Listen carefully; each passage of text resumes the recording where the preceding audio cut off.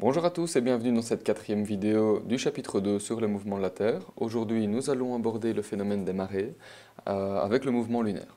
On va commencer par le mouvement lunaire parce que c'est lui qui est à l'origine du phénomène des marées. Alors, qu'est-ce qu'on observe sur Terre? Un jour, vous avez le jour 1 par exemple, à 16h45, vous voyez que la Lune est au-dessus d'un bâtiment. Eh bien, qu'est-ce qui va se passer 24 heures plus tard? Donc 24 heures plus tard, on va de nouveau être en situation où il est 16h45 et la Lune, en fait, ne sera pas juste au-dessus du premier bâtiment, mais au-dessus d'un autre bâtiment. Regardez, à 16h45, la Lune sera ici, au-dessus d'un autre bâtiment. Et il va falloir attendre 50 minutes pour que la Lune soit de nouveau en alignement avec notre bâtiment de référence. Alors, ce qu'on va appeler le jour lunaire va donc durer une période de 24 heures et 50 minutes. Alors, comment ça se fait? Explication. On va prendre la Terre et on va mettre en situation donc face au Soleil, voilà. Et donc, c'est la partie du dessus qui va être éclairée et la partie du dessous va être dans l'ombre. On voit donc la Terre vue du dessus. On a le pôle Nord face à nous. Ok, on va masquer le Soleil. On va placer la Lune, donc qui est éclairée selon les mêmes conditions. Et la Lune va donc tourner autour de la Terre selon une orbite, voilà, l'orbite de la Lune, qui est elle aussi à peu près circulaire. Donc, depuis la Terre, qu'est-ce qu'on va voir au niveau de la Lune? On va voir la surface qui est éclairée en rouge ici. Et donc, si on regarde avec un télescope, on verra la pleine Lune, voilà, telle qu'elle est affichée dans le rond ici. Ok, donc, on va masquer ici le cercle rouge et on va prendre un point de référence qui est ce moment-là où on a la pleine lune.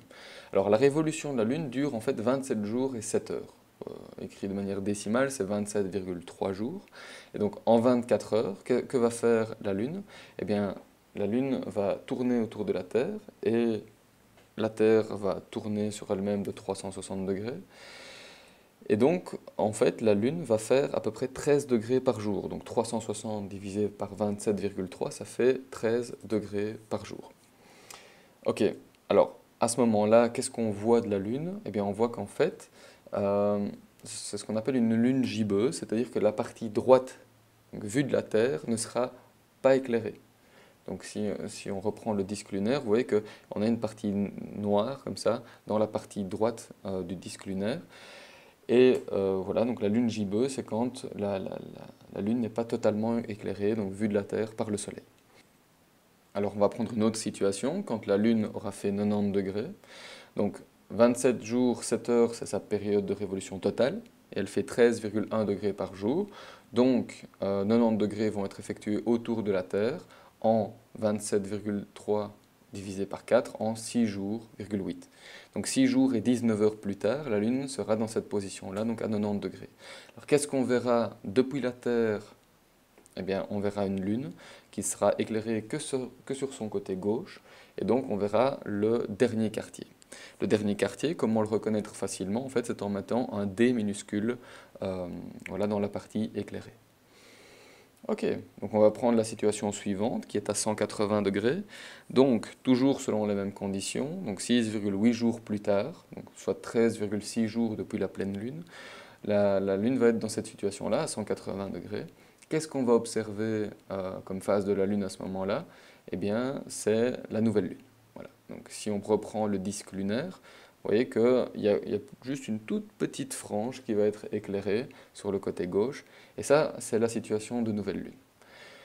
On continue, je pense que vous avez compris le principe, 6,8 jours plus tard, soit 20 jours, 4 depuis la pleine lune, eh bien on est à 270 degrés par rapport à la situation initiale. Et là, qu'est-ce qu'on observe comme phase de la lune? On observe le premier quartier. Et donc pourquoi le premier quartier? Ben voilà, parce que c'est la partie droite qui est éclairée de la lune, et on peut mettre un P minuscule dans la partie éclairée. Ok, donc qu'est-ce qui va se passer concrètement en 24 heures si on résume les trois mouvements? Dans le premier mouvement, c'est la Terre va tourner sur elle-même. La Terre tourne en 24 heures et fait 360 degrés sur elle-même. Ça, je pense que ça pose aucun problème pour vous. Mais en même temps, la Lune va tourner un peu autour de la Terre. Et donc si on combine ces deux mouvements, voilà ce qui va se passer. Donc la Lune va tourner environ 13 degrés autour de la Terre par jour. Donc, ça c'est le deuxième mouvement, et si on combine avec le troisième mouvement, la Terre va tourner elle aussi un peu autour du Soleil. Donc, qu'est-ce qui va se passer? Eh bien voilà, donc on combine les trois mouvements, on a donc 360 degrés qui vont être parcourus en 365 jours, ça fait à peu près du 1 degré par jour autour du Soleil, mais on a aussi 13 degrés que la Lune va faire autour de la Terre, voilà donc ce qui se passe en 24 heures. Donc ici, je fais bien attention parce que les distances et la taille des planètes ne sont pas respectées. C'est juste une vue de l'esprit. Alors, deuxième situation, que va-t-il se passer en une révolution complète de la Lune, donc en 27 jours et 8 heures? Trois choses là aussi. La Lune va faire un tour complet autour de son orbite. Okay.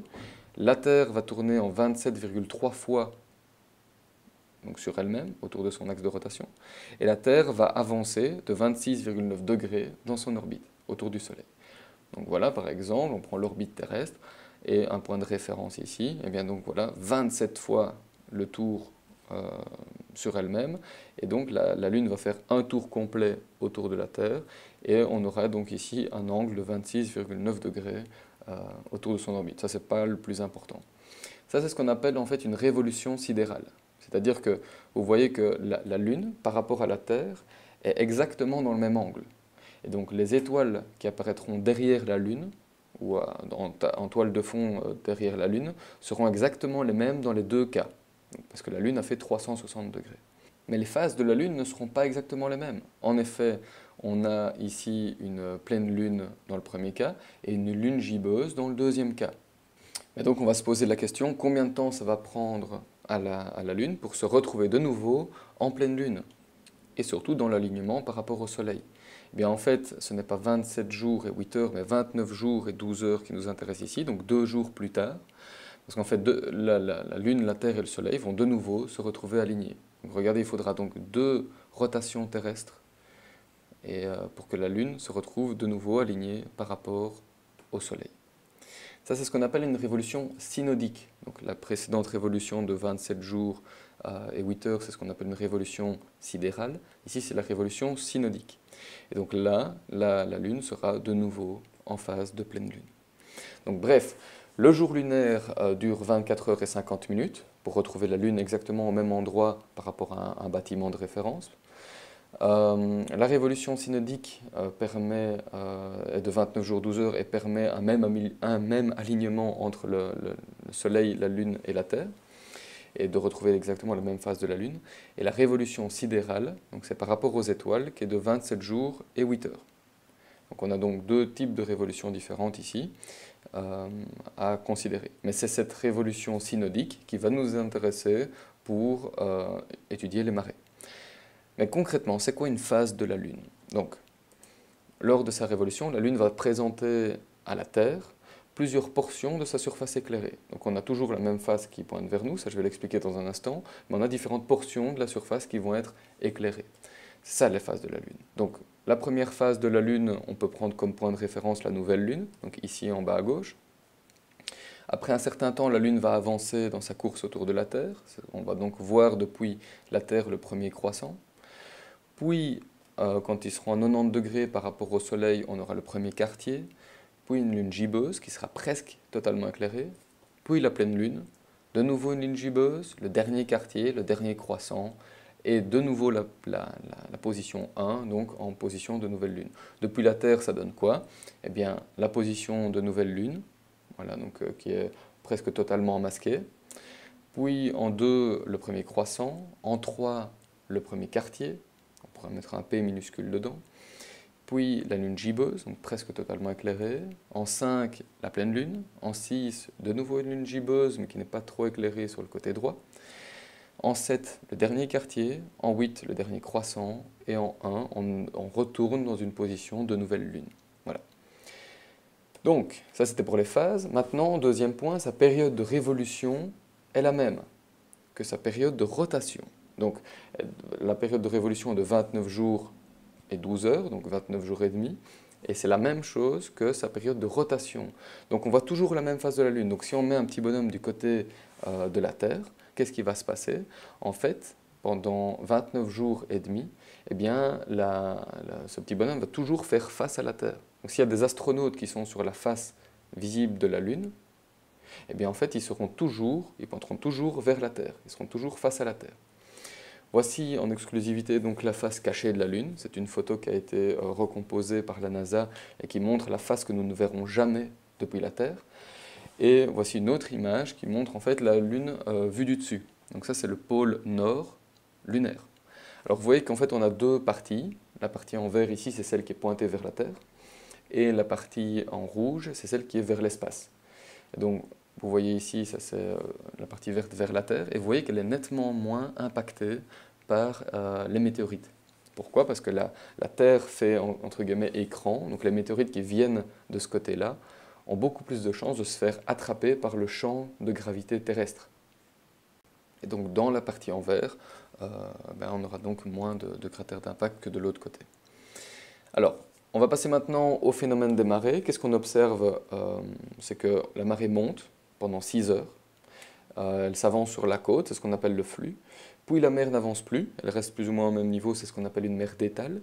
Puis la mer recommence à repartir, et le recul, ça dure à peu près 6 heures, c'est ce qu'on appelle la marée descendante ou le reflux. Et puis la mer ne recule plus, elle reste au même niveau, et c'est ce qu'on appelle de nouveau une mer d'étale. Ça se passe pendant 12 heures. Donc en une journée, 24 heures, on va observer 2 marées hautes et 2 marées basses. Alors, un autre mot de vocabulaire ici, c'est ce qu'on appelle l'estran. Alors l'estran, ça va être la portion de terre recouverte à marée haute et découverte à marée basse. Donc si on prend le premier cas, donc, qui est ici une photo de l'océan Atlantique, on voit que la mer est en position de marée basse, et la laisse de mer, donc ce qui est les déchets qui sont laissés par la mer, qui contiennent des algues, etc., vont être la ligne de marée haute. Donc la portion entre les deux, c'est ce qu'on appelle l'estran. Alors, en mer Méditerranée, on a des estrans beaucoup plus petits. Pourquoi? Parce qu'en fait, toute l'eau ne peut pas s'échapper par le détroit de Gibraltar, parce que c'est un goulot qui ferme cette mer. Donc, on a une zone qui est beaucoup plus petite. Voilà. Alors, l'explication du phénomène des marées, donc on a la Terre et la Lune, et en fait, on va avoir une onde de marée qui va pointer du côté de la Lune. Pourquoi? Parce qu'en fait, on a ce qu'on appelle une force de gravité. Donc la Lune va attirer la Terre, et qu'est-ce qui va réagir le plus vite? Ce sont tous les corps visqueux. Donc l'eau étant un corps liquide, va être attirée vers la Lune. Et donc on va avoir un genre de bourrelet comme ça qui va se former du côté lunaire, à cause de la gravité de la Lune. Et donc en 27 jours, eh bien, qu'est-ce qu'on va observer? Le bourrelet va comme ça suivre il va suivre la Lune. Donc, la Terre exerce une force d'attraction sur la Lune, évidemment, parce que sinon la Lune se barrerait, mais la Lune va aussi attirer la Terre. Ça, c'est le premier point. Deuxième point, la Lune va attirer les fluides vers elle. En fait, elle va attirer aussi les solides, mais les solides vont beaucoup moins bouger. Et donc, on va avoir ici un premier effet qui est l'attraction gravitaire de la Lune. Vous allez me dire, ok, c'est bien, mais ça ne nous explique pas pourquoi on a 2 marées hautes par jour. En effet, parce qu'en fait, on doit considérer le couple Terre-Lune. Donc si on considère que la Terre, son centre de gravité est bien sûr localisé au centre de la Terre, mais comme ici on a la Lune qui est à proximité, eh bien leur centre de gravité de ce couple Terre-Lune eh bien, est un point donc, qui est entre les deux et qui est très proche de la Terre. Voilà, c'est le petit point bleu qui est là, c'est le centre de gravité du couple Terre-Lune. Et donc quand la Lune va tourner autour de la Terre, eh bien c'est le couple Terre-Lune qui va tourner autour de ce point-là. Voilà. Alors, qu'est-ce qui est intéressant ici, c'est que c'est le couple Terre-Lune qui va provoquer, voilà, parce que ce couple tourne autour du centre de gravité, eh bien ça va provoquer une force centrifuge qui projette les liquides vers l'extérieur de la Terre. La voilà en mouvement. Et cette onde de marée va être à l'opposé du centre de gravité du couple Terre-Lune, à l'opposé du point bleu. Donc voilà la force centrifuge qui est représentée, donc qui tire les liquides vers l'extérieur. Donc si on représente les deux forces maintenant, on a une force qui est une force de gravité qui attire les fluides vers la Lune, et une force centrifuge qui pousse les liquides vers l'extérieur. Et donc on a 2 ondes de marée qui sont diamétralement opposées, une vers la Lune et une de l'autre côté. Donc la voilà en mouvement, donc, pendant une période qui est de 27 jours à peu près. Donc 27 jours et 8 heures. Donc qu'est-ce qui va se passer maintenant en 24 heures? Donc en 24 heures, je vous l'ai dit, la Lune allait tourner autour de la Terre d'environ 13 degrés. Voilà.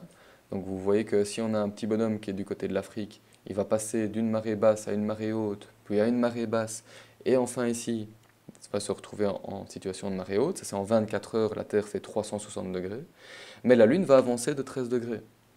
Et donc il va falloir attendre 50 minutes, vous voyez, 50 minutes en plus, pour se retrouver dans le même alignement. Donc 24 heures et 50 minutes, ça va être le temps entre deux marées. Par exemple ici, une marée qui est due à la force de gravité. Donc, vu qu'un jour lunaire dure 24 heures, 50 minutes et 28 secondes, on va être précis ici, le temps entre deux marées hautes ou entre deux marées basses, ça va être de 24 heures, 25 minutes et 14 secondes. Donc 12h25 entre deux marées hautes ou deux marées basses. Et le temps entre une marée haute et une marée basse va être de 6 heures, 12 minutes et 37 secondes. Donc la moitié encore une fois. Donc d'un jour à l'autre, vous voyez que l'heure d'une marée va être décalée de 50 minutes et 28 secondes. Alors ne vous tracassez pas des secondes, moi ce qui m'intéresse c'est que vous reteniez jusqu'aux minutes. Alors dernière observation, c'est qu'en fait on n'a pas toujours des marées de même amplitude. En effet, le Soleil va lui aussi attirer la masse d'eau vers lui, la masse d'eau des océans vers lui, mais même s'il est très éloigné par rapport à la Lune, il est beaucoup plus massif que la Lune. Et il va posséder un pouvoir d'attraction, si on peut dire ça, d'environ 50% celui de la Lune. Et donc si on veut être bien précis, on va devoir considérer deux autres ondes de marée qui vont être elles aussi opposées. Donc on va mettre ça en situation. Voici une situation de nouvelle Lune. Voilà. Donc la Lune est entre la Terre et le Soleil. Donc nous, depuis la Terre, on va voir juste, la Lune va être cachée par sa propre ombre, et on va être en situation de vives eaux. Pourquoi? Parce que on va dire le bourrelet de marée qui va être dû à l'attraction lunaire va être du même sens que celui de l'attraction du Soleil, et ils vont s'additionner. Alors, si on va prendre quelques jours plus tard, donc 6 jours plus tard, on va être en situation de premier quartier. C'est le côté droit de la Lune qui va être éclairé. Et donc là, on va être en situation de ce qu'on appelle les mortes eaux, parce que vous voyez ici, les deux bourrelets, celui de la Lune et celui du Soleil, vont se supprimer l'un l'autre, et donc vont s'égaliser. Et donc là, on aura des eaux qui auront une moins grande amplitude de marée. 6 jours plus tard, on sera de nouveau en pleine Lune, et là, on aura encore une conjonction, donc le Soleil, la Terre et la Lune seront alignés, et là, on va être de nouveau en position de vives eaux. Donc les marées seront très fortes. Et enfin, dans le dernier cas, donc 6 jours plus tard, on verra le dernier quartier, donc c'est la partie gauche de la Lune qui sera éclairée. Là, on sera en position de mortes eaux. Pourquoi? Parce que les marées dues au Soleil et celles dues à la Lune ne vont pas s'additionner, mais vont se supprimer l'une l'autre. Et donc, on aura là aussi des marées qui seront beaucoup moins fortes. Cette position du Soleil, de la Lune et de la Terre, donc comme ça à 90 degrés, s'appelle aussi une quadrature. Voilà. Donc si on affiche les quatre positions différentes, nouvelle Lune, vives eaux, puis premier quartier, mortes eaux, pleine Lune, vives eaux, et dernier quartier, mortes eaux, voilà, à peu près tous les 6,8 jours à chaque fois. Donc, je ne résiste pas à vous montrer une photo du Mont Saint-Michel. C'est l'endroit où vous pouvez observer des phénomènes de marée très grands. Donc, en quelques heures, vous voyez que le Mont Saint-Michel peut être totalement sorti des eaux, et 6 heures plus tard, il peut être complètement submergé par les eaux. Donc, comme c'est une zone qui est très plate, eh bien, en 6 heures, l'eau peut vraiment parcourir des zones qui sont très très grandes. Et donc parfois, quand on a des marées exceptionnelles, eh bien, on raconte que l'eau avance au rythme d'un cheval au galop. Voilà. Donc j'espère que ça n'a pas été trop long ici, que vous avez apprécié cette vidéo. N'hésitez pas à aller voir mes autres vidéos sur sounier.com. Et donc on se retrouve pour le prochain épisode, donc qui sera sur la tectonique des plaques à l'échelle globale. Voilà, à bientôt!